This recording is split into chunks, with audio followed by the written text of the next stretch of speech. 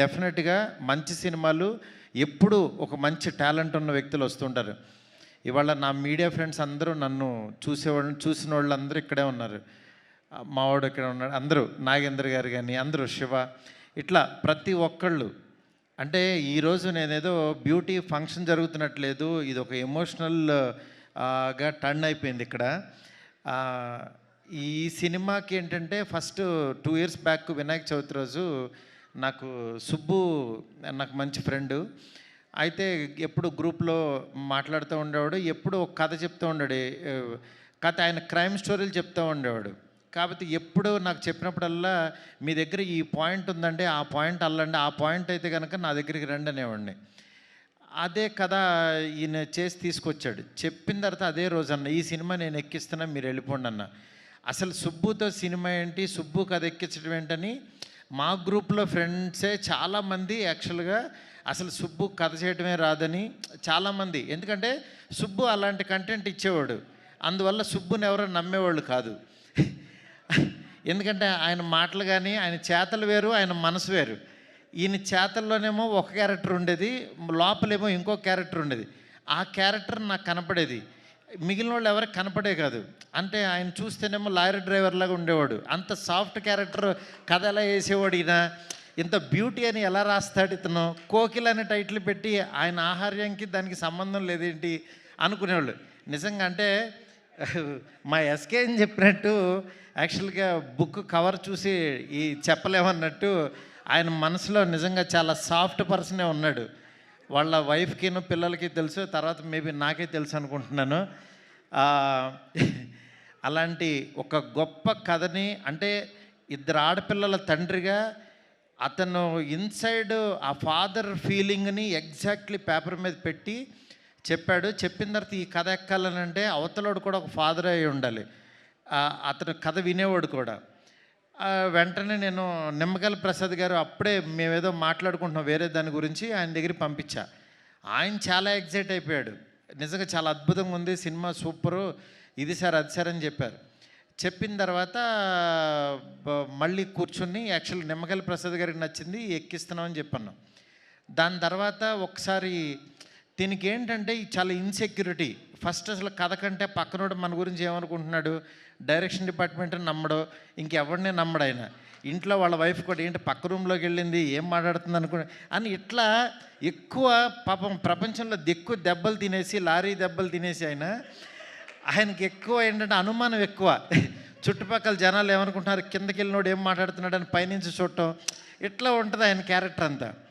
ఇలాంటి దీంట్లో ఆయన ఏంటంటే మీరు పక్కన వాళ్ళు వదిలేసేయండి సార్, మీరు రండి అని చెప్పి ఆయన కూర్చోబెట్టి, నాకు మ్యూజిక్ సిట్టింగ్లో ఉన్నప్పుడు నేను ప్రసాద్ గారికి కూర్చుని ఈ సినిమాని నేనే ఒక డైరెక్టర్గా ఫీల్ అయిపోయి నేను షార్ట్ టు షార్ట్ మాట్లాడేసి రికార్డ్ చేసుకోండి అని చెప్పేసిన తర్వాత ఆయన మళ్ళీ అబ్బా అద్భుతం గురూజీ సూపర్ అని చెప్పి నా దగ్గర చెప్పి అలా సముద్ర బొడ్డు దగ్గరికి వెళ్ళి ఆయన కైండ్ ఆఫ్ మేకింగ్ చెప్తాడేంటి, నేను ఒక కథ రాస్తే అని చెప్పి పాపం ఆయన మనసు పంచుకున్నాడు.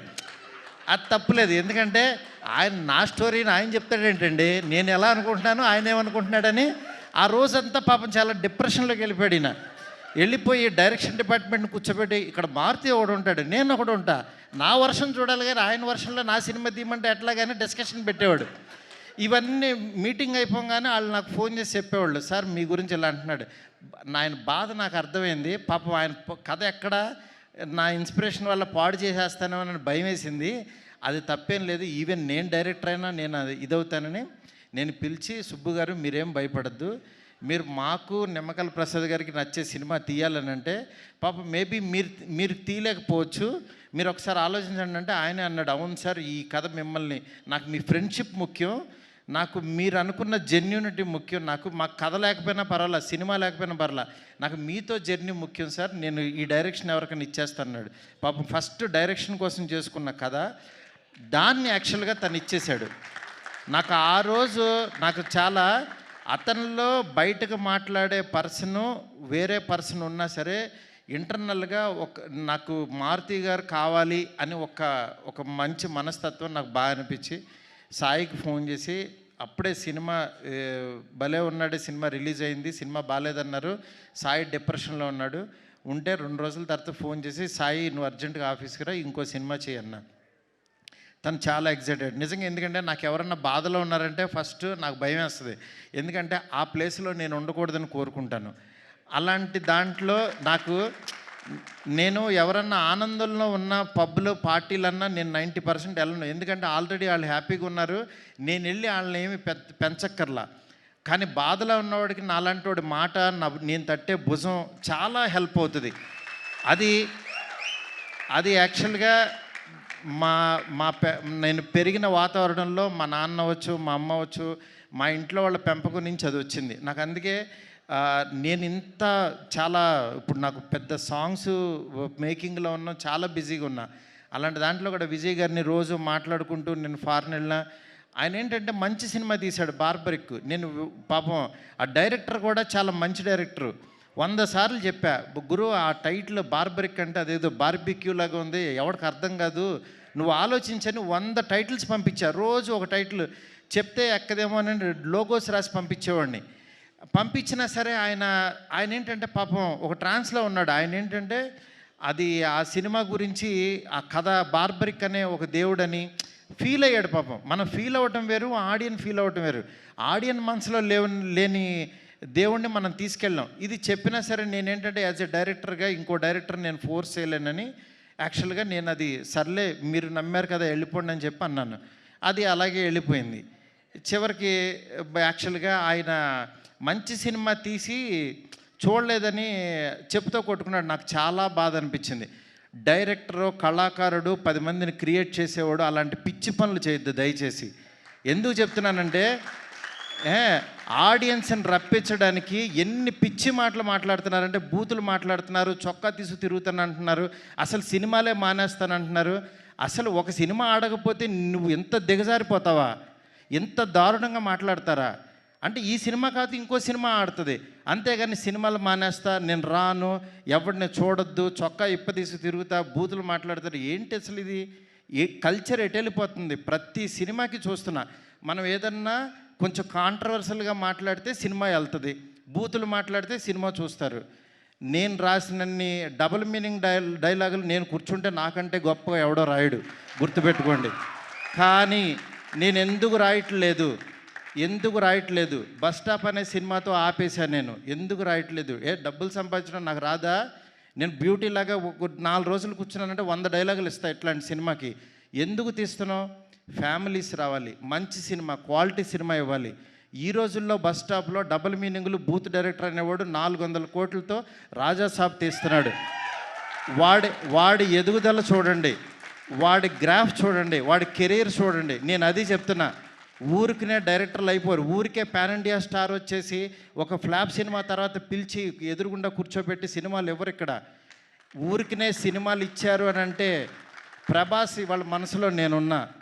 మేమిద్దరం ఎంత ప్రేమలోనో నాకు తెలుసు. నా మెసేజ్లు చూస్తే ఆయన ఎంత ప్రేమిస్తున్నాడో నాకు తెలుసు. ఇవన్నీ నేను తర్వాత వచ్చినప్పుడు మాట్లాడతా. బట్ యాక్చువల్గా నేను ఎందుకు చెప్తున్నానంటే ఇదంతా సినిమా ఆడించాలని చాలా ఒక ఫ్రస్ట్రేషన్తో, ఒక స్ట్రెస్తో, ఒక ప్రీ రిలీజుల్లోనో దేంట్లోనో ఇష్టం వచ్చినట్టు మాట్లాడుతున్నారు. అలా కాదు. సినిమాని నమ్మండి, కంటెంట్ నమ్మండి. జనం ఎప్పుడు మంచి సినిమా తీస్తే చూస్తారు. మనం 1000 రూపాయలు పెట్టి వాళ్ళ జేబుల్లోంచి దోచేస్తున్నాం. వాళ్ళకి మంచి సినిమా ఇవ్వాల్సిన బాధ్యత మంది. ఆడెవడో రాలేదని తిడతారేంటి అసలు? రాలేదని చెప్పుతో కొట్టుకుంటారా? నాకు చాలా బాధ కలిగింది యాక్చువల్గా. అందుకని ఇలాంటి చిల్లర పనులు, చీప్ పనులు చేయొద్దు. ఈ సినిమా కాదు ఇంకో సినిమా. ఒక సినిమా ఫెయిల్యూర్ అయిందంటే ఓహో మేబీ నేను నచ్చలేదు, నా కంటెంట్ నచ్చలేదు అని రియలైజ్ అవ్వండి. రియలైజ్ అయ్యి ఆడియన్కి ఏం కావాలో అది వండి పెట్టడానికి ట్రై చేయండి. అంతేగాని నువ్వు చేసిన వంట ఆని తినమంటారు ఎందుకు ఫోర్స్డ్గా? ఆ పనులు చేయొద్దు దయచేసి. డెఫినెట్గా ఈరోజు బ్యూటీ మీకు ఆకలి టైంలో కూడా ఎక్కువ మాట్లాడాను, ఎందుకంటే ఇది అవసరం, అందుకని చెప్పి నేను మాట్లాడాల్సి వచ్చింది. ఇవాళ బ్యూటీ తన దగ్గర పుట్టింది, సాయితో తయారైంది. నెక్స్ట్ ఇంకొక సాయి వచ్చి యాక్చువల్గా దాన్ని చిత్రీకరించాడు మా తమ్ముడు విజయ్ బుల్గన్య. నిజంగా అంటే ఒక అభిమానం ఏదో ఇది ఉంటుంది, అట్లా విజయ్ బుల్గన్యకి అద్భుతమైన మ్యూజిక్ ఇచ్చాడు. నెక్స్ట్ దీన్ని నడిపించిన వెనక నుంచి నిమ్మకాయల ప్రసాద్ గారు, ఆయన ఒక బ్రదర్ లాగా అయిపోయాడు నాకు, ఒక ఎమోషనల్గా. ఆయన పేరు రాజాసాబ్ రిలీజ్ అయిన తర్వాత నిమ్మకాయల ప్రసాద్ అనే పేరుని ఎవడో మర్చిపోడు, గుర్తుపెట్టుకోండి. ఎందుకనంటే ఆ పేరుకి అంత వాల్యూ తెచ్చేసి ఆ సినిమాలో నేను. అందుకని యాక్చువల్ ఆ పేరు పర్సన్ ఈయనే. సినిమా రిలీజ్ అయిన తర్వాత మీకు అర్థమవుద్ది. అట్లాగే వాసుకి గారు నిజంగా మదర్ క్యారెక్టర్. ఒకరోజు మా కజిన్ ఫోటో తీసి పెట్టింది, ఏంటి గురు ఇలా కొట్టేసింది ఈవిడని. నిజంగా ఆ సీన్లో ఏంటి ఇంత దారుణంగా కొట్టారేంటి అని అనుకున్నాను. కానీ తర్వాత ఆ సీన్ చూస్తే ఏ మదర్ అయినా ఇంకా తక్కువ రియాక్ట్ అవుతుంది. అంత బాగా అసలు యాక్ట్ చేశారు. నిజంగా సినిమా చూస్తుంటే నిన్నెవరో డిస్ట్రిబ్యూటర్స్ సినిమా చూసి వాళ్ళు ఏడుస్తూ వాళ్ళు చాలా ఎమోషనల్ అయిపోయారు డిస్ట్రిబ్యూటర్స్. దానికి కారణం యాక్చువల్గా దీనికి యాక్ట్ చేసిన మదరు ఫాదర్ క్యారెక్టర్స్ వాసుకి గారు, నరేష్ గారు. నరేష్ గారు ఎప్పుడు గారు రావు రమేష్ గారు కానీ నాకు, అలాగే మురళీ శర్మ గారు, వీళ్ళు ఎప్పుడు నాకు ఎప్పుడు గుండెల్లో ఉంటారు. ఫోన్ చేస్తే టక్కమని వచ్చి చేస్తూ ఉంటారు. అట్లాగా నాకు నరేష్ గారు ఈ సినిమాకి యాక్చువల్ ఫాదర్ క్యారెక్టర్ చేయాలంటే ఆయన సెట్కి వచ్చి మారుతి గారు మీరు చెప్పారంటే చేసేస్తాను, నా గురించి మీకు తెలుసు కదని చేశారు. నిజంగా సినిమా చూస్తే మీకు అర్థమవుద్ది. ఈరోజు ఎక్కువ మాట్లాడాల్సి వచ్చిందంటే కంటెంట్. సినిమాలో దమ్ముంటేనే ఆ సినిమా మన చేత మాట్లాడేస్తుంది. ఒక్కో సినిమా మనం ఏంటంటే వేగ్గా వచ్చి మాట్లాడేసి వెళ్ళిపోతాం. కానీ ఈ సినిమా అలా కాదు. బ్యూటీ అనేది చాలా గొప్ప సినిమా. ప్రతి తెలుగు వాళ్ళకి పనికొచ్చే సినిమా, ప్రతి తల్లిదండ్రులు చూడాల్సిన సినిమా. దీన్ని మాత్రం మీరు నిజంగా మిస్ అవ్వద్దు, డెఫినెట్గా చూడండి. అంటే పెయిడ్ ప్రీమియర్స్ అని పెట్టి ఫ్రీగా సినిమా చూపిస్తున్నాం, 7 కోట్లు పెట్టి సినిమా తీసి ఫ్రీగా చూపిస్తున్నాను అంటే ఈ సినిమా రీచ్ ఎంత కోరుకుంటుందో చూడండి. నిజంగా ఈ సంవత్సరం ఈ మన సెప్టెంబర్ అనేది చాలా కీలకమైపోయింది. మంచి ఇయర్. ఒక చిన్న సినిమా ఒళ్ళిర్చుకున్న టైం ఇది. లిటిల్ హార్ట్స్ బాగా ఆడింది. అట్లాగే మా విశ్వప్రసాద్ గారికి ఒక పెద్ద హిట్ వచ్చింది, నా ప్రొడ్యూసర్. చాలా హ్యాపీ మూడ్లో ఉన్నాం. అలాగే 3rd వీక్ రిలీజ్ అయ్యే ఈ సినిమా బ్యూటీ డెఫినెట్గా చూడండి. అలాగే కళ్యాణ్ గారిది ఓజీ వస్తుంది. ఓజీ సినిమా ఎంత బాగుంటుందో నాకు తెలుసు. ఆ సినిమా ఎట్లాగో చూస్తారు. దానికి ముందు వచ్చే ఈ సినిమాని కళ్యాణ్ గారి ఫ్యాన్స్ అందరూ, ప్రభాస్ గారి ఫ్యాన్స్ అందరూ తప్పకుండా బ్యూటీ చూడండి.